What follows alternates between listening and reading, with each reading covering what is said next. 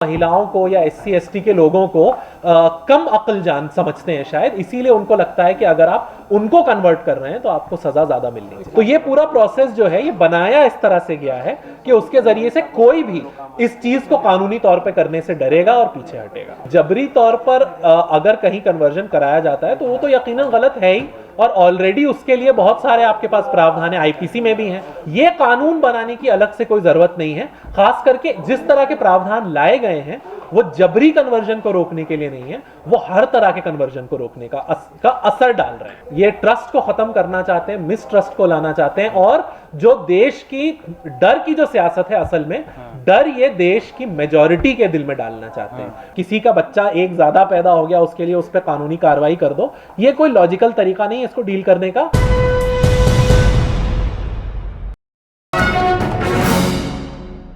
देखिए, anti conversion laws जो अभी आ रहे हैं उसमें सबसे बड़ी आपत्ति यही है कि ये कन्वर्जन के पूरे प्रोसेस को, जो उसका नेचुरल प्रोसेस है, जो इंसान जिस तरह से इंसान फेथ और कॉन्शियंस से डील करता है, उसको खत्म करके एक ब्यूरोक्रेटिक प्रोसेस के थ्रू उसको कंट्रोल करने की कोशिश कर रहा है। जिस तरह के प्रोविजन आते हैं कि आपको पहले इजाजत लेनी होगी, अनुमति लेनी होगी, रिव्यू होगा, इन्वेस्टिगेशन होगा, इस सब से असर उसका ये हो रहा है आज के माहौल में कि जो आर्टिकल 25-26 में राइट है फ्रीडम ऑफ रिलीजन का, वो राइट असल में कॉम्प्रोमाइज हो रहा है और उस राइट को एक ब्यूरोक्रेटिक प्रोसेस के थ्रू खत्म किया जा रहा है। कि मतलब क्या आप कहना चाहते हैं, किस तरह से आपको जो, क्योंकि आप ये बात कह रहे हैं कि आपको पहले जाकर अनुमति लेनी होगी, तो जो भी कन्वर्जन का प्रोसेस होता है असल में वो एक नेचुरल चीज होती है। आप कोई चीज समझते हैं, सुनते हैं, पढ़ते हैं, उसकी बेसिस पे आपका दिल रिएक्ट करता है, तो ये एक इंटरनल प्रोसेस है। ये जो इसका एक ब्यूरोक्रेटिक तरीके से इसको किया जा रहा है, वो असल में इसलिए किया जा रहा है ताकि लोगों को इससे डराया जा सके। और कई सारे ऐसे भी उसमें प्रावधान लाए गए हैं, जैसे कि महिलाओं को कन्वर्ट कराने पर जो है ज्यादा सजा है, किसी ट्राइबल या एससी एसटी को कराने पर ज्यादा सजा है। तो उसमें एक मानसिकता भी दिखती है कानून बनाने वालों की कि वो महिलाओं को या एससी एसटी के लोगों को कम अक्ल जान समझते हैं शायद, इसीलिए उनको लगता है कि अगर आप उनको कन्वर्ट कर रहे हैं तो आपको सजा ज्यादा मिलनी चाहिए। कोई आप कानून का हवाला दे सकते हैं कि हम ये कर्नाटका के कानून में भी है, ऐसा हरियाणा के कानून में भी है, और पिछले 3-4 साल में जो अलग अलग कानून आए हैं उनमें सभी में ये यूपी में भी जो अनुमति वाला प्रोसेस है, ये सभी कानून में। किससे अनुमति लेनी, कितनी अनुमति आपको 15 दिन पहले डीएम को एक चिट्ठी देनी है। उसके बाद डीएम जो है उसमें एक इन्वेस्टिगेशन करेगा, रिव्यू करेगा, ये देखेगा कि किसी को कोई आपत्ति तो नहीं है, उसके बाद आपको अनुमति देगा। अनुमति देने के बाद भी वो चीज पब्लिक होगी और कोई भी शख्स, चाहे वो आपका रिश्तेदार ना भी हो, वो आकर के कंप्लेन दायर कर सकता है उस पर। और एक बार कंप्लेन दायर हो गई तो आपके ऊपर भी कानूनी कार्रवाई होगी, जिसके बारे में कंप्लेंट में कहा गया है कि उसने कन्वर्ट कराया उन पे भी कानूनी कार्रवाई होगी। और इसमें जो है प्रूफ, जिनके ऊपर एलिगेशन लगा है उन्हीं को आके प्रूफ देना पड़ेगा कि वो गिल्टी नहीं है। तो ये पूरा प्रोसेस जो है ये बनाया इस तरह से गया है कि उसके जरिए से कोई भी इस चीज को कानूनी तौर पे करने से डरेगा और पीछे हटेगा। जिस तरह से बात कर रहे हैं कि जबरी तौर पर और लालच देकर के कन्वर्जन कराने की कोशिश हो रही है, बहुत सारे लोग जेल में भी गए हैं, तो क्या बिल्कुल ही वो गलत है? देखिए, जबरी तौर पर अगर कहीं कन्वर्जन कराया जाता है तो वो तो यकीनन गलत है ही, और ऑलरेडी उसके लिए बहुत सारे आपके पास प्रावधान है, आईपीसी में भी हैं। फ्रॉड को लेकर के, मिसरिप्रेजेंटेशन को लेकर के बहुत से कानून हैं जो जबरी तौर पे अगर कोई करता है तो आप उसको सजा दे सकते हैं। ये कानून बनाने की अलग से कोई जरूरत नहीं है। खास करके जिस तरह के प्रावधान लाए गए हैं वो जबरी कन्वर्जन को रोकने के लिए नहीं है, वो हर तरह के कन्वर्जन को रोकने का असर डाल रहे हैं। तो जबरी कन्वर्जन को सिर्फ रोकना है तो पुलिस जरूर, उसके पास पावर है और उसको रोकना भी चाहिए, और हम भी कभी इसके हक में नहीं होंगे। लेकिन ये जो कानून है ये हर तरह के कन्वर्जन को रोकता है, इसलिए हम इसके खिलाफ। पिछले कुछ समय से लव जिहाद काफ़ी चर्चा में रहा। कहते हैं मुसलमान लव नहीं करता, सिर्फ जिहाद करता है, ये कन्वर्ट करने के लिए, हिंदू को मुसलमान बनाने के लिए। देखिए, ये इसका क्या ही कहा जा सकता है। इसके ऊपर तो पूरे देश में इतना बड़ा हंगामा हुआ, आपने एनआईए को बिठा करके इन्वेस्टिगेशन कराया, सुप्रीम कोर्ट तक मामला गया, उसके बाद भी क्या निकला था निष्कर्ष आपको पता ही होगा। निष्कर्ष यही निकला कि सारी चीज कहानी थी, और जो कन्वर्जन था वो भी सच था, जो लव था सुप्रीम कोर्ट ने कह दिया कि वो लव भी सही था, और उसमें जिहाद का कोई एलिमेंट तो मिला नहीं। तो ये तो बार बार नाटक खड़ा किया जाता है जब भी कोर्ट में जाता है, इस तरह की चीज जब भी जांच करनी पड़ती है आपको कोर्ट की निगरानी में तो खारिज हो जाती है। तो ये तो क्योंकि कानूनी तौर पे आप कभी इसको प्रूव नहीं कर पा रहे, लेकिन आपने एक खड़ा कर दिया इतना बड़ा सियासी माहौल, तो उसको जस्टिफाई करने के लिए अब कानून भी बनाना पड़ रहा है। डर का माहौल बनाना चाहते हैं क्या कि डर का माहौल से ज्यादा ये सबसे बड़ी चीज के जो मिसट्रस्ट है लोगों के बीच में, ये ट्रस्ट को खत्म करना चाहते हैं, मिसट्रस्ट को लाना चाहते हैं। और जो देश की डर की जो सियासत है, असल में डर ये देश की मेजॉरिटी के दिल में डालना चाहते हैं। ये डर के तुम्हारी जो संख्या है वो कम हो जाएगी, और संख्या कम होने से तुम्हारा असर कम हो जाएगा, जो भी वो जिस तरह का भी डर है। तो संख्या का डर दिखा करके ये मेजॉरिटी को असल में डराना चाहते हैं और किसी को। कहा जा रहा जिस तरीके से हरियाणा में जो कानून आया उसमें कहा गया कि शादी के लिए कोई नहीं कर पाएगा, तो ये क्या शादी के लिए सिर्फ ये तो सारे ही कानूनों में इस तरह की बात की गई है। उसमें जाहिर है ये प्रावधान है कि अगर कन्वर्जन जेन्युइन है तो आप कर सकते हैं, लेकिन शादी एक वजह बताई गई जिसके जरिए, जिसके लिए अगर आप करेंगे तो कन्वर्जन इलीगल हो जाएगा। साथ में अगर आप किसी बेसिकली आप जब कन्वर्ट करते हैं तो आप क्यों करते हैं? आप इसलिए करते हैं क्योंकि आपको लगता है कि फला चीज सही है, फला चीज मैं करूंगा तो मुझे मुक्ति मिलेगी, मुझे निर्वाण मिलेगा, मुझे जन्नत मिलेगी। हर इंसान इसीलिए कन्वर्ट करता है और तो कोई रीजन होता नहीं है। लेकिन अगर आप मुक्ति या निर्वाण की बात किसी से कर रहे हैं तो उसको भी ये प्रोहिबिट करता है, उसके ऊपर भी रिस्ट्रिक्शन लगाता है और उसको एक क्रिमिनल एक्ट बना देता है। तो अगर आप निर्वाण और मुक्ति की बात को ही क्रिमिनलाइज कर दीजिएगा तो फिर रिलीजन की बात करने के लिए बचेगा ही क्या?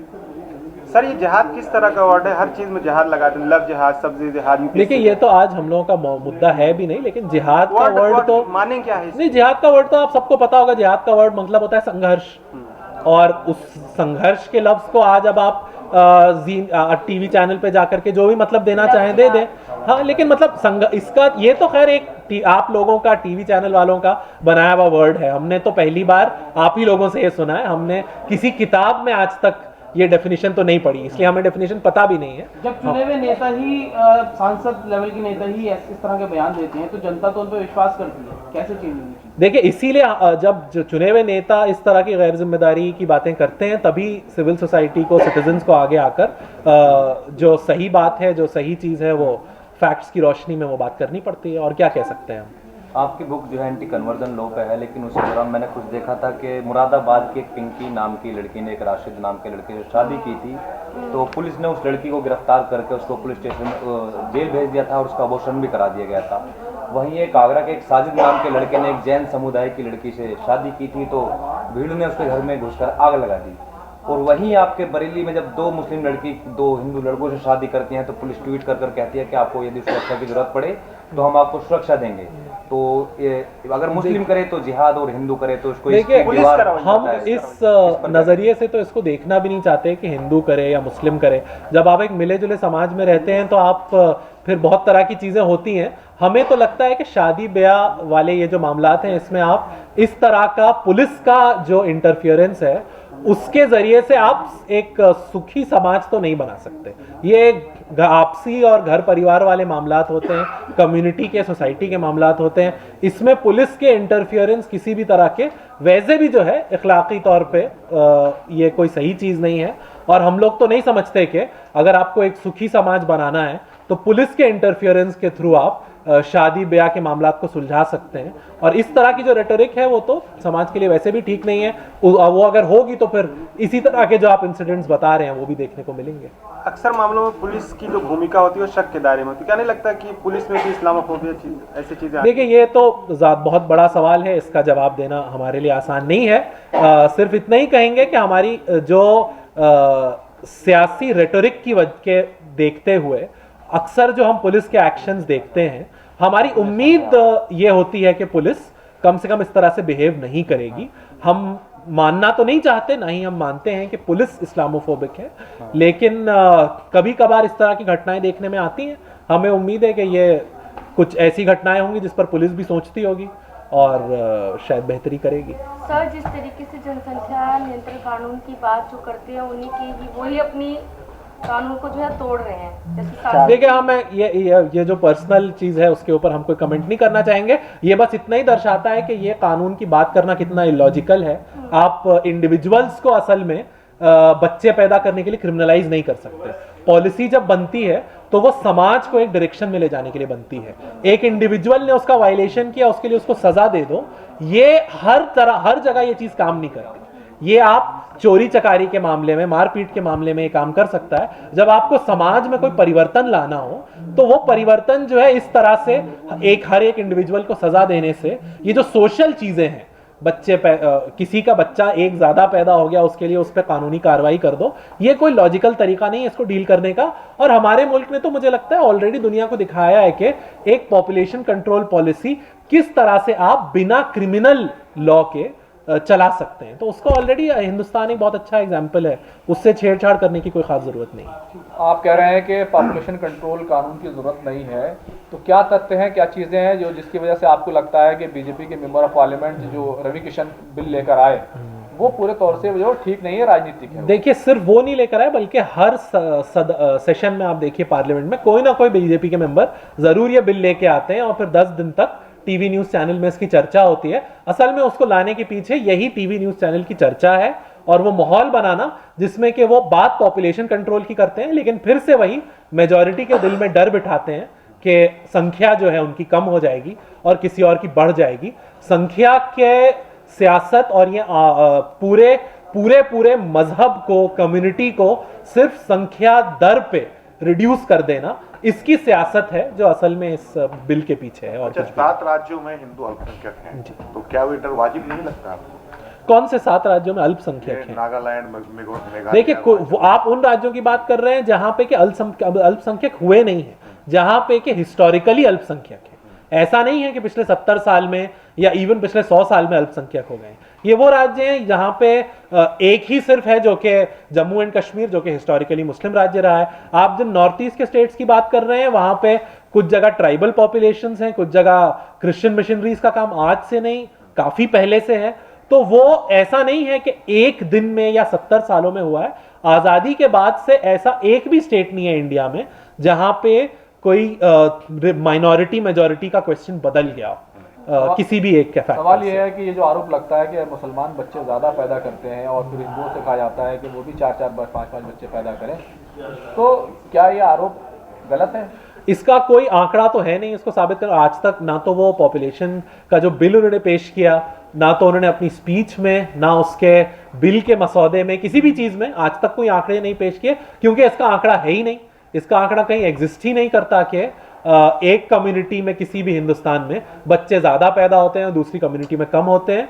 और ये रिलीजन जो है डेमोग्राफी को स्टडी करने का असल में सही तरीका है भी नहीं, तो इसलिए इसके ऊपर बहुत ज्यादा हम जोर नहीं डालना चाहिए। ज्यादा हो चुकी है तो क्या उसको कंट्रोल किए जाने की नहीं, तो देश की पॉपुलेशन ज्यादा तो हो चुकी है, लेकिन जैसा कि हमने बताया, आप अगर डेमोग्राफिक साइंसेस को देखें, आप अगर भारत के नंबर्स को देखें, तो देश की संख्या जो है वो अब एक्चुअली घटने के ऊपर पहुंच चुकी है। क्योंकि जो रिप्लेसमेंट रेशियो होता है, जो डेमोग्राफिक साइंस के लोग बताते हैं कि जो आइडियल रेशियो है कि 2 बच्चे हर फैमिली में या 2 बच्चे ऑन एन एवरेज हर औरत के पैदा होने चाहिए, वो रिप्लेस कहा जाता है। धर्म परिवर्तन करने के लिए जो करवाता है उसको फंड दिया जाता है। भाई, इस फंड को लेकर के भी 2 तो बहुत बड़ा केस यूपी में फाइल किया जा चुका है। वो दोनों केसेस में अब तक तो कोई ऐसी चीज ला नहीं पाए। 2 साल तकरीबन हो गए हैं, लोग जेल में भी हैं, लेकिन अब तक कोर्ट में तो कोई कार्रवाई हो नहीं पाई है ऐसी जिससे पता चले। और ये कहा तो जाता है, लेकिन हम भी इंतजार कर रहे हैं कि दिखाया जाए कि ऐसा कुछ होता है।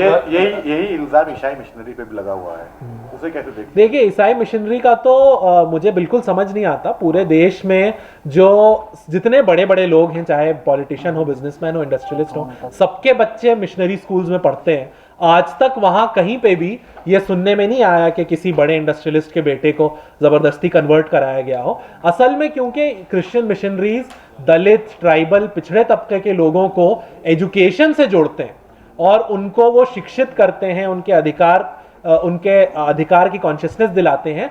इससे समाज में कुछ लोगों को दिक्कत है, इसलिए उनको टारगेट किया जाता है। वरना तो इस देश में लिटरेसी के मामले में, एजुकेशन के मामले में क्रिश्चियन मिशनरीज का बहुत बड़ा कंट्रीब्यूशन है, बहुत बड़ा योगदान है और एक सराहनीय योगदान है। उसको इस तरह से उसके ऊपर इल्जाम लगाना मुझे बिल्कुल भी सही। और अगेन, आज तक कोई आंकड़े दिखाइए, कोई केस दिखाइए कि स्कूल में ले जाकर के इतने सारे लोगों को कन्वर्ट कर लिया, तो वो फिर चुप हो जाते हैं। दिक्कत ये है कि आंकड़ों पे बात नहीं हो रही, तथ्यों पे बात नहीं हो रही, बात एक अफवाह पे हो रही है। उसे कैसे काउंटर करेंगे? देखिए, आप फैक्ट से ही काउंटर कर सकते हैं अफवाह को। आप सवाल ही पूछ सकते हैं कि फैक्ट आते हैं तब तक तो बात कहीं की कहीं पहुंच जाती है। अब ये तो आप लोग इसमें बेहतर सर अपना रोल परिचय प्ले करें। सवाल है कि रवि किशन जो है खुद कई बच्चों के पिता हैं और वो भाई बहन भी कई हैं और वो जनसंख्या नियंत्रण कानून लाने की बात कर रहे हैं, तो आपको लगता है कि एक शराबी जो है दूसरों को शराब के नुकसान बता नहीं, रहा है? किसी के व्यक्तिगत उस पर तो मैं नहीं कमेंट करना चाहता, थंबनेल के लिए हो चाहे किसी के लिए भी हो, लेकिन ये कि ये मैं पहले भी कह चुका हूं कि ये अपने आप में दर्शाता है कि आप